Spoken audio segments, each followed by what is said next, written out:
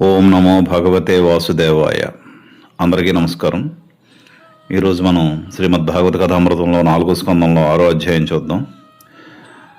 ఈ దక్షయజ్ఞాన్ని ధ్వంసం అయిపోయింది కదా. ఈ దక్షయజ్ఞం ధ్వంసం తర్వాత వీరభద్రుడు ఈ దెబ్బలు తాళలేక ఈ గాయపడిన దేవతలు, అలాగే ఈ యజ్ఞ నిర్వాహకులు, బ్రాహ్మలు అందరూ కూడా ప్రాణభయంతో సృష్టికర్త అయిన బ్రహ్మదేవుడి దగ్గరికి పరుగులు తీస్తారు.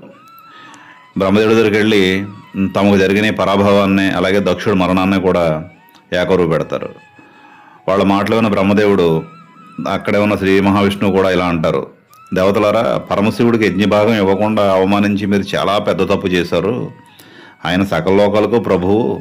ఆయన మీద ఆయన కోపం వస్తే వాళ్ళని ఎవరూ రక్షించలేరు. అయితే శంకరుడు అశుతోషుడు అంటే త్వరగా ప్రసన్నం అయ్యేవాడు. కాబట్టి మనందరం ఇప్పుడే కైలాసానికి వెళ్ళి ఆయన పాదాల మీద పడి క్షమాపణ వేడుకుందాం. ఆయన ఒక్కడే ఈ వినాశనాన్ని ఆపగలరు అని చెప్పి అంటారు.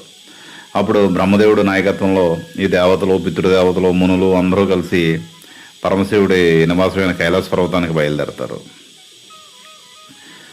ఇక్కడ పోతనగారి భాగవతంలో ఇక్కడ కైలాస పర్వతం యొక్క వర్ణన చాలా అద్భుతంగా ఉంటుంది. ఇది చదివి తీరాల్సిందే అనమాట. అయితే ఈ కైలాసం ఈ సకల రత్నాలకు నిలయం అనమాట. అక్కడ ఎప్పుడూ కూడా రకరకాల పక్షులు, కిలకలారావాలు, ఈ జలపాతాలు, మధుర శబ్దాలు వినిపిస్తూ ఉంటాయి. ఆ పర్వతం మీద ఈ దేవతా స్త్రీలు విహరించే దివ్యవనాలు ఉంటాయి. అలాగే అక్కడ ముఖ్యంగా ఈ అక్కడ ప్రవహించే అలకనంద నది, అందులో వికసించిన బంగారు పద్మాలు కూడా ఈ కైలాస పర్వతానికి చాలా అందాన్ని తెచ్చిపెడుతూ ఉంటాయి. క్రూర జంతువులైన సింహాలు, పులులు కూడా తమ సహసిద్ధమైన శత్రుత్వాన్ని మర్చిపోయి ఈ లేళ్ళు, ఏనుగులతో కలిసి ప్రశాంతంగా తిరుగుతూ ఉంటాయన్నమాట. ఎందుకంటే అది కేవలం శివుడి శాంతతత్వ ప్రభావం వల్ల, శాంతం వల్ల అది సాధ్యమవుతుంది. అలా కైలాసానికి వచ్చిన దేవతలకు అక్కడ అలక అనే యక్షుల నగరం, దాని పక్కనే ఉన్న సౌగంధిక అనే తోట కనిపిస్తాయి. ఆ తోటలో 100 యోజనాల ఎత్తు, అలాగే నలువైపులా విస్తరించిన కొమ్మలతో ఉన్న ఒక అద్భుతమైన ఒక మర్రి చెట్టు, మర్రి చెట్టు ఉంటుందన్నమాట. ఆ వటవృక్షం కింద ఈ సకల లోకాలను రక్షించే ఈ పరమశివుడు ప్రశాంతంగా ఆసీనుడై ఉంటారు.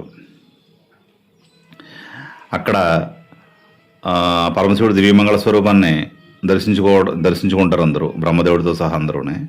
ఈ దేవతలు చూసేసరికి పరమశివుడు క్రోధాన్ని పూర్తిగా విడిచిపెట్టేసి పరమ శాంతమూర్తిగా కనిపిస్తూ ఉంటాడు.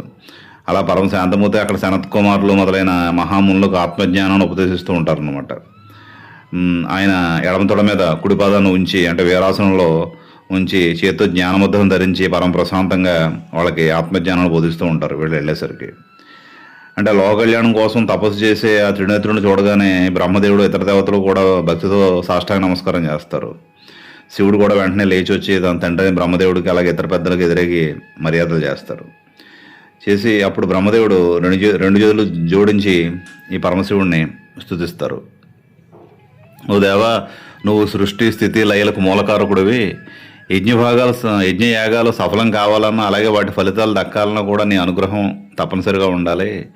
వీళ్ళు అజ్ఞానులై వాళ్ళకి నీ మహిమను తెలియక నిన్ను నిందించారు, కానీ నువ్వు సర్వజ్ఞుడువు. అలాగే దక్షుడు అహంకారంతో తప్పు చేశాడు. నీ భక్తుడైన వీరభద్రుడు అతన్ని శిక్షించి యజ్ఞాన్ని ధ్వంసం చేశాడు. అది ధర్మమే. కానీ ఇప్పుడు యజ్ఞం సగంలో ఆగిపోవడం వల్ల లోకానికి శుభం జరగదు, అది అమంగళం. కాబట్టి కరుణామయుడిగా నువ్వు దక్షుడిని క్షమించి తిరిగి బ్రతికించాలి, అలాగే గాయపడిన దేవతలను కూడా అనుగ్రహించాలని చెప్పి బ్రతిమాలుతారు. ఇలా బ్రహ్మదేవుడు ప్రార్థన అనగానే భోళాశంకరుడు కరిగిపోయి నవ్వుతులా అంటారు అనమాట. బ్రహ్మదేవ, నేను దక్షుణ్ణి కానీ దేవతలను కానీ శత్రువుడుగా భావించలేదు. నేను కేవలం వాళ్ళ అజ్ఞానాన్ని, అహంకారాన్ని అణచడానికి మాత్రమే నా వీరభద్రుడు వాళ్ళని శిక్షించాడు. కాబట్టి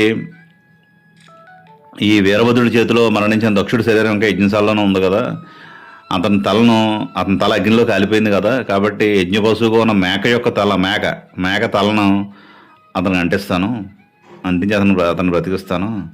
అలాగే వీరభద్రుడు భృగు మహర్షి గడ్డాన్ని, అలాగే భగుడి కళ్ళనే, పూషుడి పళ్ళనే పీకేశాడు కదా.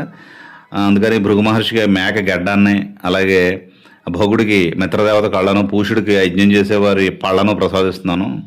వాళ్ళంతా తిరిగి యజ్ఞశాలకు వెళ్ళి తమ కర్మను పూర్తి చేసుకోవచ్చు అని చెప్పి చెప్తారు. చెప్పడంతో అప్పుడు వీళ్ళ దేవతలందరూ కలిసి బ్రహ్మదేవుడితో సహా చాలా సంతోషించడంతో ఈ అధ్యాయం ముగుస్తుంది. తర్వాత 7వ అధ్యాయంలో దక్షయజ్ఞం పూర్తి చేయడం వస్తుంది. అది రేపు 7వ అధ్యాయంలో చూద్దాం. అంతవరకు సెలవు. నమస్కారం. ఓం నమో భగవతే వాసుదేవాయ.